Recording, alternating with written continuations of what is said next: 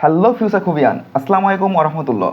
আচ্ছা ভাইয়া, Khulna university C ইউনিটের জন্য বাংলা এবং ইংলিশে কোন কোন টপিকগুলো পড়বো, এবং খুলনা ইউনিভার্সিটি সি ইউনিটে শর্ট সিলেবাস থেকে প্রশ্ন আসবে নাকি ফুল সিলেবাস থেকে প্রশ্ন আসবে, এবং খুলনা ইউনিভার্সিটির যে রিটেন পরীক্ষা সেখানে কত পেলে পাস এবং কত পেলে ফেল, অর্থাৎ রিটেনে কত পেলে পাস এবং কত পেলে ফেল, এই সকল প্রশ্ন নিয়ে আজকের লেকচারটি শেষ পর্যন্ত দেখলে তুমি বাংলা এবং ইংলিশের কোন কোন টপিকগুলো থেকে প্রশ্ন আসবে তুমি একটা ধারণা পাবে, এবং 40-এর মধ্যে ইনশাল্লাহ তুমি 35 বা 36 পারবে। ঠিক আছে, দেখো, ঢাকা ইউনিভার্সিটি পরীক্ষা ইতিমধ্যে হয়ে গেছে, এবং সেখানে আমি যা সাজেশন দিয়েছিলাম প্রায় 100-র মধ্যে 90% কিন্তু এসছে। অর্থাৎ দেখো, আমি বলছিলাম যে ইংলিশে হচ্ছে প্যারাগ্রাফ আসবে, তারপর এক্সপ্লানেশন আসবে, সেন্টেন্স মেকিং আসবে, এবং বাংলার ক্ষেত্রে অনুচ্ছেদ লিখন। ঠিক আছে, সো দেখো, খুলনা ইউনিভার্সিটি নিয়ে কথা বলবো এখন। Khulna university Bangla suggestion, first of all দেখো, অনুচ্ছেদ থেকে প্রশ্ন লেখো। এটা খুব খুব ইম্পর্টেন্ট খুলনা ইউনিভার্সিটির জন্য। দেখো, অনুচ্ছেদ একটা আসবে, সেটা হচ্ছে টেক্সচুয়াল হতে পারে, স্পেশালি টেক্সচুয়াল থেকে আসে। এখন দেখো, যেমন দেখো, আমার পথ লিখেছেন কে? কাজী নজরুল ইসলাম। এখানে 5টা বা 6টা বা 10টা লাইনে একটা অনুচ্ছেদ আসবে, সেখান থেকে ধরো দিল হচ্ছে ক নম্বর, কারো বাণীকে বেদবাক্য মনে না করা লেখকের কোন দৃষ্টিভঙ্গি বিষয়টি ফুটে উঠেছে।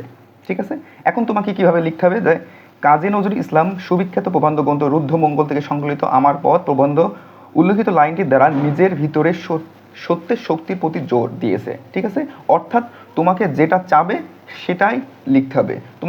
তুমি লিখবা না যে উদ্দীপকের সাথে আমার এই সাদৃশ্য রয়েছে, ওই বই সাদৃশ্য রয়েছে, এই মিল রয়েছে, ওই মিল রয়েছে, বা নিচে দেওয়া হলো, এইরকম নাই।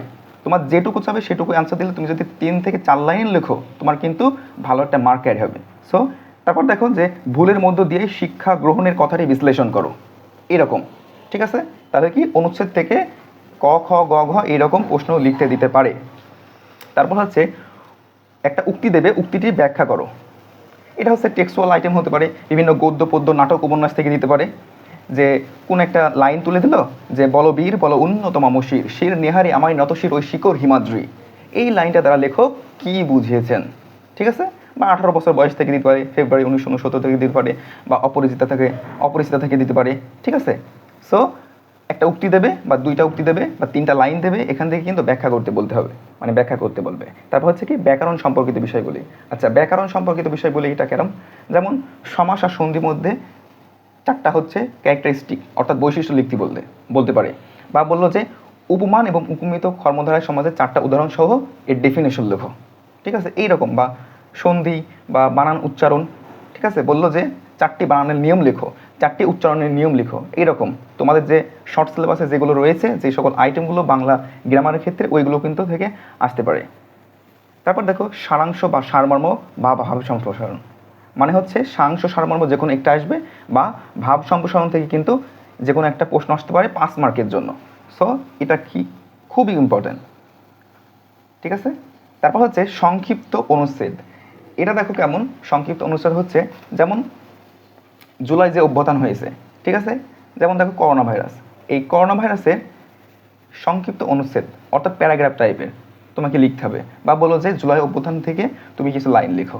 ঠিক আছে, সো এইরকম সংক্ষিপ্ত অনুচ্ছেদ, আশা করি বুঝতে পারছো। তারপর হচ্ছে মূল ভাব লিখন। ঠিক আছে, গদ্য পদ্য নাটক উপন্যাসে মূল ভাব লিখতে বলতে পারবে যে আমার পথ প্রবন্ধের কি মূল ভাবটি লিখো। ঠিক আছে, অর্থাৎ পাঠ পরিস্থিতি থেকে তুমি লিখলে বা তুমি কি বুঝছো সেটা লিখলে কিন্তু হবে, বা বাক্য গঠন বা রূপান্তর, অর্থাৎ সরল বাক্য থেকে যৌগিক, যৌগিক থেকে জটিল, এরকম। এইবার আসি শর্ট সিলেবাস নাকি ফুল সিলেবাস। একটা কথা বলি, খুলনা ইউনিভার্সিটি কিন্তু তাদের যে সার্কুলার সেখানে কিন্তু মেনশন করেননি, ঠিক আছে, যে শর্ট কি ফুল। তো আমি বলবো অবশ্যই তোমরা যেহেতু এইচএসসিতে পড়ে আসছো শর্ট সিলেবাস, তো যাদের টাইম আছে অবশ্যই এখনও প্রায় 2 মাস বা সময় আছে, সো কিছু কিছু দেখবা। যেমন ঢাকা ইউনিভার্সিটি গৃহ থেকে কিন্তু প্রশ্ন এসেছে, অর্থাৎ গৃহ থেকে কিন্তু প্রশ্ন এসেছে উদ্দীপকটা। ঠিক আছে, অনুচ্ছেদটি পড়ো এবং নিচের অর্থাৎ 10 মার্ক কিন্তু দেখো ফুল সিলেবাস থেকে কিন্তু প্রশ্ন হয়েছে। তো আমি বলবো যারা ভালো করতে চাও, যারা একটা ভালো পজিশন বা ভালো একটা সাবজেক্ট পেতে চাও, তারা অবশ্যই ফুল সিলেবাস ফলো করবা। মানে এখন থেকে পড়ো একটু, ঠিক আছে, 1 ঘন্টা একটু সময় দাও, আর তোমরা পারবে ইনশাল্লাহ। আর প্রত্যেক দিন এই রিটেনের জন্য 2 ঘন্টা করে রাখবে। ঠিক আছে, রাতে শোয়া যাওয়ার আগে আমি বলি আমার স্টুডেন্টকে যে রাতে শুতে যাওয়ার আগে তুমি হচ্ছে 10টা থেকে 12টা পর্যন্ত লিখো, আর সারাদিন পড়ো। ঠিক আছে, তারপর দেখি খুলনা ইউনিভার্সিটি রিটেনে ফেল নেই কিন্তু, যেমন ঢাকা ইউনিভার্সিটি কিন্তু বাংলায় 7 বা ইংলিশে 7, অর্থাৎ টোটাল 40 মার্কের মধ্যে কিন্তু একটা মার্ক পেতে হয়, না পেলে কিন্তু ফেল। অনেকজন ঢাকা ইউনিভার্সিটি কিন্তু হচ্ছে 5.75 বা 6 পয়েন্ট এইরকম পেয়ে কিন্তু ফেল করে এবং ভালো সাবজেক্ট পায় না। কিন্তু খুলনা ইউনিভার্সিটি কিন্তু কোনো রিটেনে ফেল নেই, ঠিক আছে।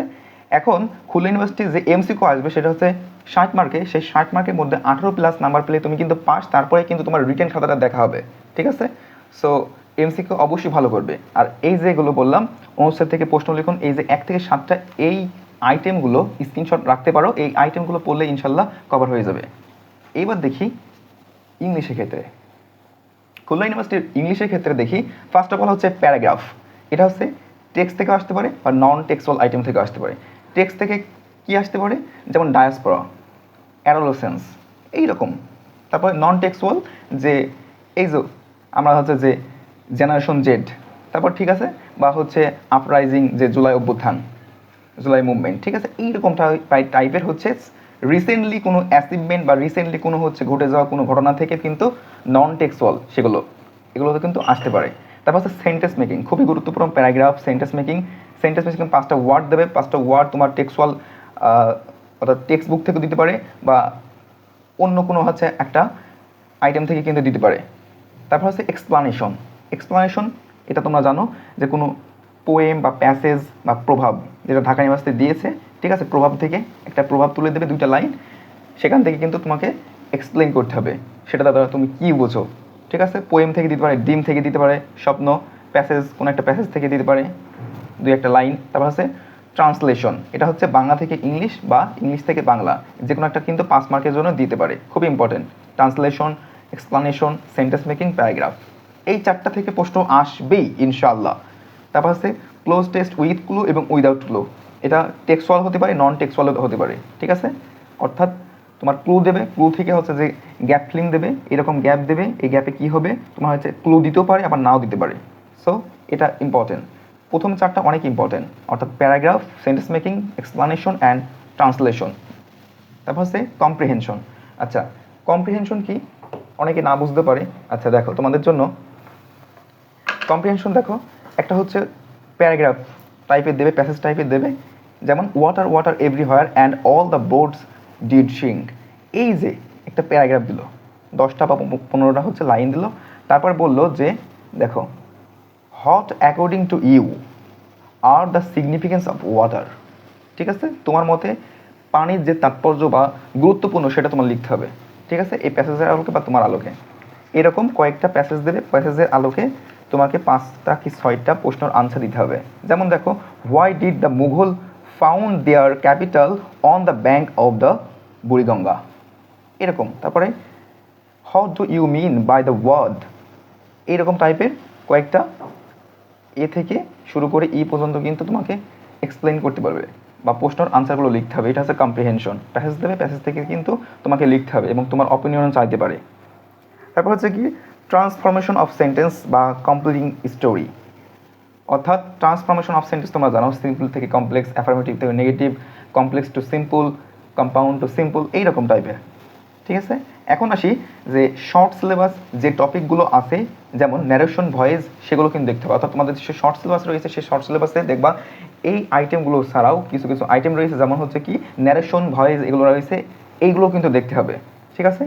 এখন একটা কথা বলি যে সব লিখে আসবা, কেননা কোনো নেগেটিভ মার্কিং নেই। অর্থাৎ এই যে এমসিকিউর জন্য কিন্তু 0.25 করলে মার্ক কর্তন যাবে যদি ভুল হয়, কিন্তু এখানে কিন্তু কোনো ধরনের মার্ক কাটা যাবে না, নেগেটিভ মার্কিং নেই। অর্থাৎ সব 40 মার্কে আনসার দিয়ে আসবা, কিন্তু দেখো বাট স্পেলিং মিস্টেক করা যাবে না এবং সেন্টেন্স ভুল করা যাবে না, অর্থাৎ গ্রামাটিক্যালি ভুল করা যাবে না। যেমন আয়ের পরে এম হয়, তুমি দিছো আয়ের পরে ইজ, এমন করা যাবে না এবং স্পেলিং মিস্টেক করা যাবে না। আর তোমাদের যে বাংলা প্রথম পত্র এবং ইংলিশ যে টেক্সট বুকটা রয়েছে এগুলো ভালো করে পড়বা। যেমন এদের শব্দার্থগুলো, ঠিক আছে, এই যে 18 বছর বয়স কি দুঃসহ, এরকম প্রত্যেকটা শব্দার্থ এই যে অর্থগুলো পড়ে যাবা আর প্রত্যেকটা লাইন বাই লাইন পড়ে যাবা। আর ইংলিশের ক্ষেত্রে দেখবা প্রত্যেকটা প্যাসেজের শেষে এরকম ওয়ার্ড দেওয়া রয়েছে, এই ওয়ার্ডগুলোর ওয়ার্ড মিনিং একটু জেনে যাবা, যেমন ইন্টারপোজিশন, ন্যালিফিকেশন, ঠিক আছে, এগুলো একটু মানে শিখে যাওয়া, ইনশাল্লাহ পারবা। সবার জন্য বেস্ট অফ লাক, ইনশাল্লাহ সবাই খুবিয়ান হবে, সবাই পাবলিকান হবে।